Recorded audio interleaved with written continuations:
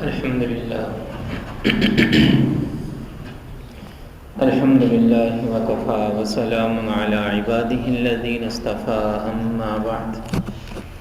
أما بعد فأعوذ بالله من الشيطان الرجيم بسم الله الرحمن الرحيم أفلا ينظرون إلى الإبل كيف خلقت وإلى السماء كيف رفعت وإلى الجبال كيف نصبت وإلى الأرض كيف سطحت صدق الله العظيم وصدق رسوله النبي الكريم اللهم صل على سيدنا محمد وعلى آل سيدنا محمد وأصحاب سيدنا محمد وبارک وسلم علیہ۔ 30ویں پارے کی سورۃ الغاشیہ کا بیان چل رہا ہے۔ اس کے ابتدائی حصے میں اللہ تعالیٰ نے قیامت اور قیامت کے بعد انسانوں کی تقسیم، عذاب اور اللہ کی نعمتوں کی طرف اسے بیان فرمایا، اور ابھی جو آیات تلاوت کی گئی ہیں ان 4 آیات میں اللہ تعالیٰ نے اہل عرب کے لیے اپنی قدرت کی نشانیوں کو بیان فرمایا۔ وہ لوگ جنہیں اللہ کے بارے میں شک ہے یا جنہیں اللہ کی قدرت پر شک ہے، ان کو ان چیزوں کے ذریعے جو ان کی آنکھوں کے سامنے موجود ہیں نصیحت کی گئی۔ آج جس زمانے میں ہم زندگی گزارتے ہیں ہمارے سامنے بہت سی چیزیں ہیں، لیکن آج سے 1400 سال پہلے عرب کے صحراؤں میں رہنے والے عرب بدو، ان کی زندگی میں زمین تھی، آسمان تھا، پہاڑ تھے، اونٹ تھے، چراگاہیں تھیں، پانی کے چشمے تھے، بس یہی ان کی کل زندگی تھی۔ ساری زندگی انہی چیزوں کے نظارے میں بسر ہو جاتی تھی۔ تو قرآن مجید کا یہ اعجاز ہے، یہ کمال ہے کہ انتہائی محدود مناظر کو سامنے رکھ کر بھی اللہ تعالیٰ نے قرآن مجید میں ان کے لیے نصیحت کو بیان فرمایا۔ آج کے زمانے میں اگر بات کی جائے تو یہ کھلتے ہوئے پھول اور پھولوں کی پتیاں اور پتیوں کے اوپر موجود ان کی رگیں اور اس کی خوشبو، اور تتلیاں اور تتلیوں کے پروں کے اوپر کاڑھے گئے پھول، یہ اللہ کی قدرت کے بڑے بڑے مظاہر ہیں۔ آج تو بڑا آسان ہے ہمارے لیے، ان سرسبز علاقوں میں بسنے والوں کے لیے بڑا آسان ہے، لیکن وہ عرب صحرا جہاں سوائے ریتیلے میدانوں کے اور پتھریلے پہاڑوں کے اور زمین اور آسمان کے نظاروں کے، اور کبھی خشک ہوتے کبھی ابلتے چشموں کے اور اونٹ کے سوا زندگی کا اور کوئی منظر نہیں تھا، ان کے لیے اللہ تعالیٰ نے قرآن مجید میں اپنی قدرت کے مظاہر کو بیان فرمایا، جنہیں اللہ کے بارے میں شک تھا یا جنہیں اللہ کی قدرت میں شک تھا۔ لہٰذا فرمایا گیا افلا ينظرون الى الابل كيف خلقت، کیا وہ نہیں دیکھتے اونٹ کی طرف کہ اسے کیسے پیدا کیا گیا، ان اونٹوں کو کیسا بنایا گیا۔ اونٹ اہل عرب کے لیے سب سے زیادہ قیمتی اثاثہ تھا، ان کی زندگی کا سامان تھا، سب سے زیادہ قیمتی اثاثہ جس کے ارد گرد ان کی زندگی گھومتی تھی وہ اونٹ تھا، قیمتی اثاثہ۔ آج کل کے زمانے میں جو مہنگی مہنگی گاڑیاں ہیں ان سے بھی زیادہ قیمتی چیز اہل عرب کے لیے اونٹ تھا، کیونکہ اونٹ ان کی صرف سواری ہی نہیں تھا، بلکہ پانی بھرنا ہے تو اونٹ کی ضرورت ہے، کھانا غلہ فراہم کرنا ہے تو اونٹ کی ضرورت ہے، اور اگر دور دراز کے علاقوں میں لمبے لمبے سفر کرنے ہیں تو اونٹ کی ضرورت ہے، اور بھی دیگر کئی منافع۔ تو اللہ تعالیٰ نے ان کی توجہ کو اونٹ کی تخلیق کی طرف مبذول کروایا کہ ذرا اس کو دیکھو۔ ایک ایسا جفاکش جانور کہ جس کے اندر قوت بھی ہے اور عاجزی بھی ہے۔ قوت اتنی ہے کہ 7 دن کچھ کھائے پیے بغیر سفر کر سکتا ہے، طاقتور جانور ہے۔ اور عاجزی اتنی ہے کہ اس کی نکیل اگر کسی چھوٹے بچے کے ہاتھ میں دے دی جائے اور وہ بچہ اس کو لے کر چل پڑے تو پیچھے پیچھے چلتا جائے گا، کوئی ضد نہیں کرے گا اور شرافت سے گردن جھکا کے چلتا جائے گا۔ عاجزی اتنی ہے۔ اور اس کے اندر اللہ تعالیٰ نے شرافت بھی رکھی ہے، اپنے مالک کو پہچانتا ہے، حیادار جانور ہے، حیادار جانور ہے،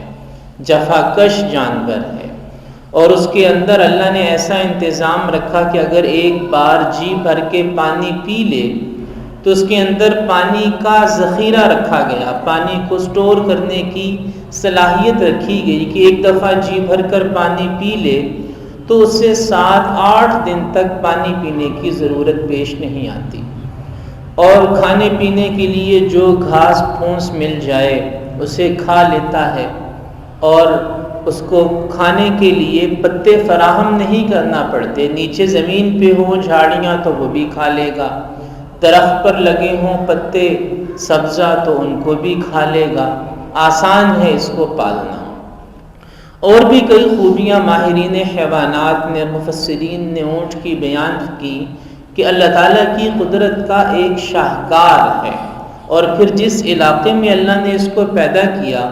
اس علاقے کے ماحول کی مناسبت سے، موسم کی مناسبت سے، وہاں پر چارے اور پانی کی فراہمی کی مناسبت سے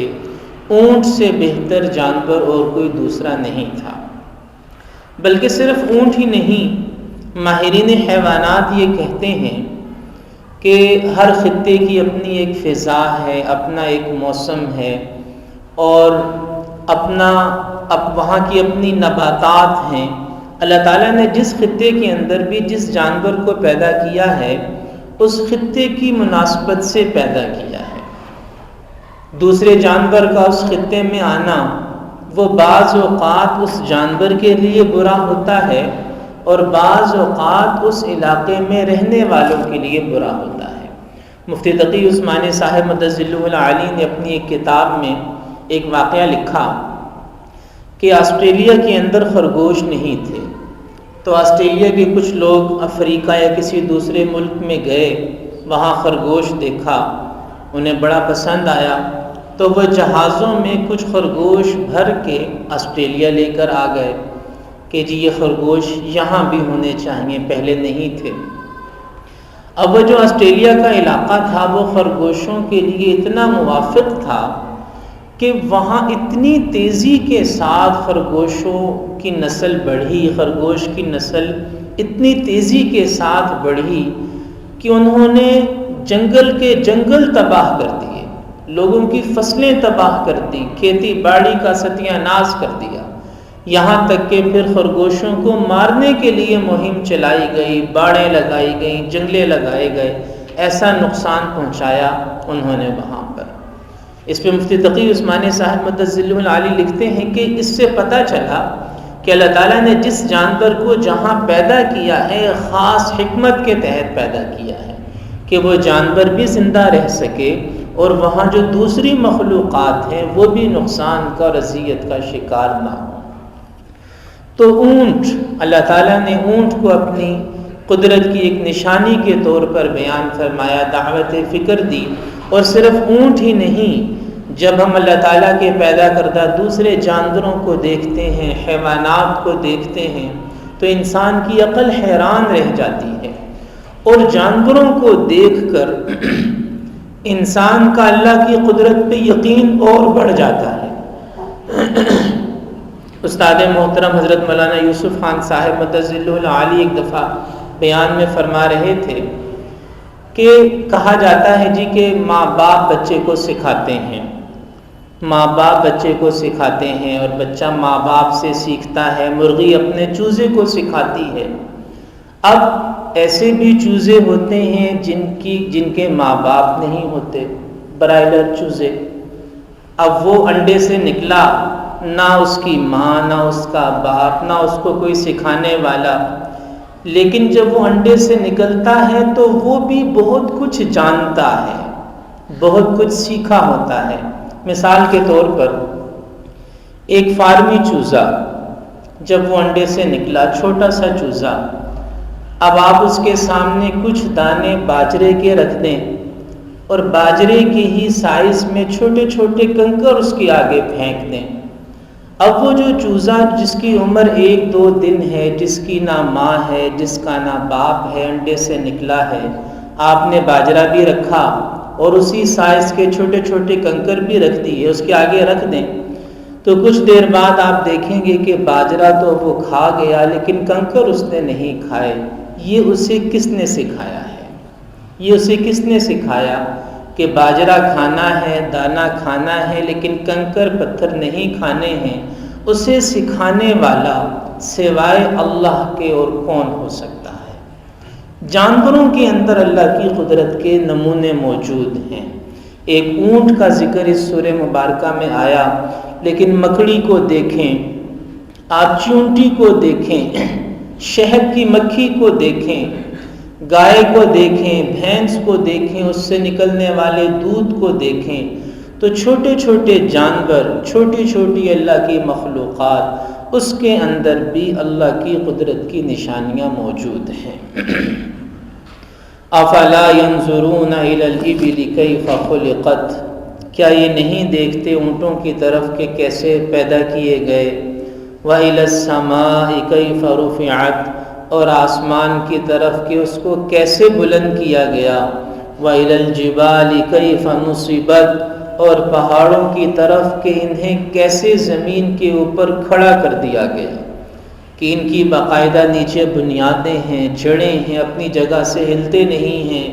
زمین کی خشکی کے اوپر بوجھ ہیں تاکہ زمین ہلنے نہ پائے۔ اور وَإِلَى الْأَرْضِ كَيْفَ سُطِحَتْ، اور زمین کی طرف نہیں دیکھتے کہ اسے کیسے بچھایا گیا۔ پھر اللہ تعالیٰ اپنے حبیب صلی اللہ علیہ وسلم سے خطاب کر کے فرماتے ہیں فَذَكِّرْ إِنَّمَا أَنْتَ مُذَكِّرْ، آپ سمجھاتے رہیے، آپ کا کام ہی نصیحت کرنا ہے۔ لَسْتَ عَلَيْهِمْ بِمُصَيْطِرْ، آپ ان پر کوئی داروغہ نہیں ہیں کہ زور زبردستی سے آپ ان سے اپنی بات منوائیں۔ إِلَّا مَنْ تَوَلَّى وَكَفَرْ، جو حق کی دعوت سے منہ موڑے گا اور منکر ہوگا، فَيُعَذِّبُهُ اللَّهُ الْعَذَابَ الْأَكْبَرَ، اللہ اس پر اپنے بڑے عذاب کو نازل کرے گا۔ إِنَّ إِلَيْنَا إِيَابَهُمْ، بے شک ہماری طرف ہی ان کو لوٹ کر آنا ہے۔ ثُمَّ إِنَّ عَلَيْنَا حِسَابَهُمْ، اور پھر ہمارے ذمے ہے ان سے حساب و کتاب لینا۔ اللہ تعالیٰ ہمیں قرآن مجید کو سمجھ کر اس پر عمل کرنے کی توفیق عطا فرمائے۔